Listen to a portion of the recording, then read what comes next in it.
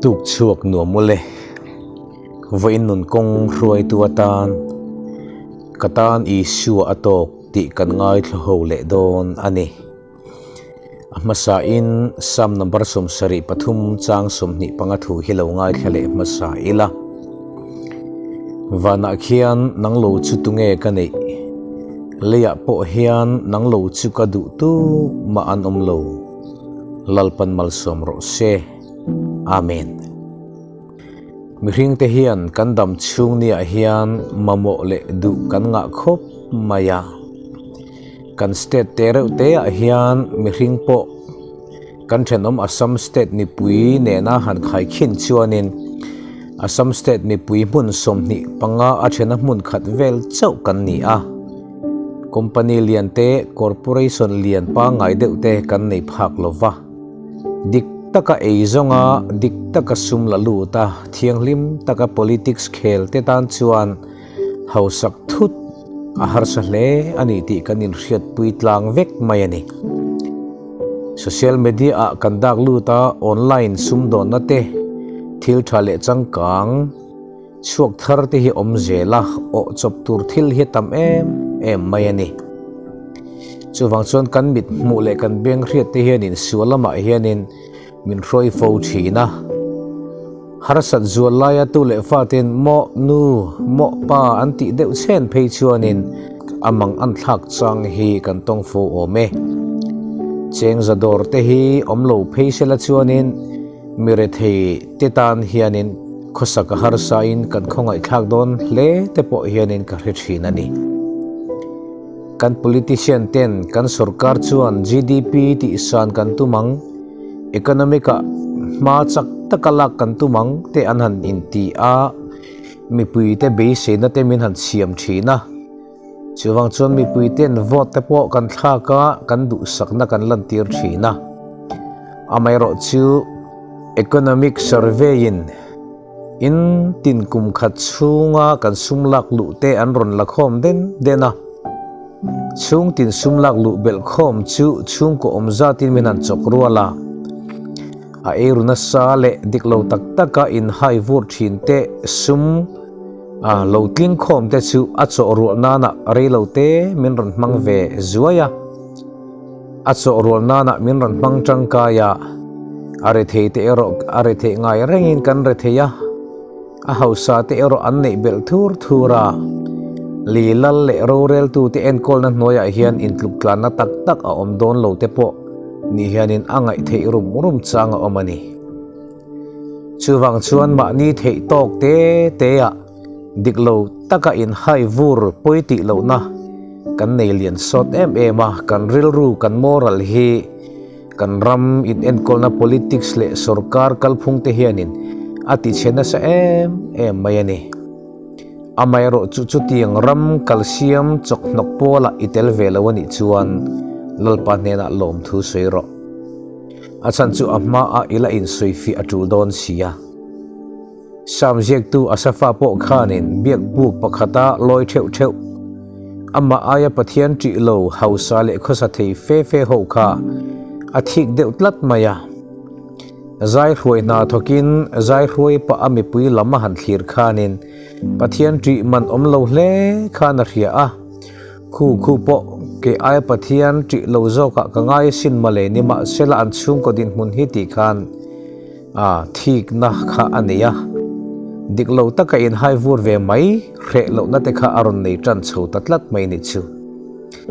amai ro chu pathian ti man omlo hle khan rema sela ahan ngai tu chianga ke zong ka ke pen te ka rap pel lek thina ni ti in sum to lo mayang ke sum to big lawang enga nge hetia re thea ka omreng bikang ka thei angin kein hai vur ve to mai te ang ti ang ril ru te po kha ahan pu deuh thut thina anuna khem na kha an ne lo lek thina ka ke pen ka rap pel lek thina ni ati hialani amero chu in khom fowa mani phak to ka thilpe ka po thanem ngaya aman po in mang ve fu si amero chu annun chungril lama lalpa nen in zom na tak nei lo pathian ne na tharawa inpo na tak nei lo pathian hlata om te kha an lo om reng lo maya chu tiang mi te chu an boral don si nangma phat san chinga piang che chu iti boral ta ati khanin han ngai to chuak ta chu wang chuan chung mi te chu od rungoi ngoi si in a od du talova chung ko ena mamo it zong le tlak cham tam tak an nei reng mai ma se van lama thira lalpa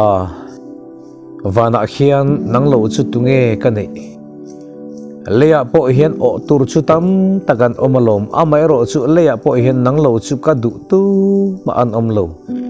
du ber pakhat khandon ro chuan nangma bak du ka nei love ti in atan lalpa hi alo to karenga lalpa tana dika arin om hi alo poi mo zo ke ril ruare the hi apoi love atiril ruta tiang chuan pathian ne na ain commit thale ta ni avan ro pui em he nun zet hi chu aro pui tak zet ani lali su po kantan anun na hlanin kan fel lo wangin ti re the na oma kan fel wang ni lovin misual te ne na a fel na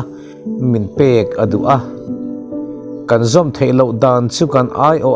len chuakin athisenin kan sulti min tlen fai saka ama chu pa ma kan thiam channa in thoina ran pathian beram no chu ani tukena hian hemia wang hen lalpa nen alom thui suyang chu chawani lo wana kantan mun min siam saka chu mi chunga heleya bai vai taka kan omlo na turin min ompui tu tur tharau thiang lim min roi tu min la pecheva chu chawla du tok lo amal somna min vurba ka wana kantan mediator palai na thokin setanan kan tlin tok lo na te kan fel tok lo na zong pa ma min hek na tura pui thiam na thokin mediatorin om tak ni in min soi sak thina ni ti in pathian thui na soya athishena le ata te hi fel lo hle ma ila min boy pui peya min ngai saka dam thla kani lalpa ro pui ro se chuwangin pathian mangai na tukena hian in kol thattir le ila lalpa nena lom thui sei thar leang in harsa ni mai theye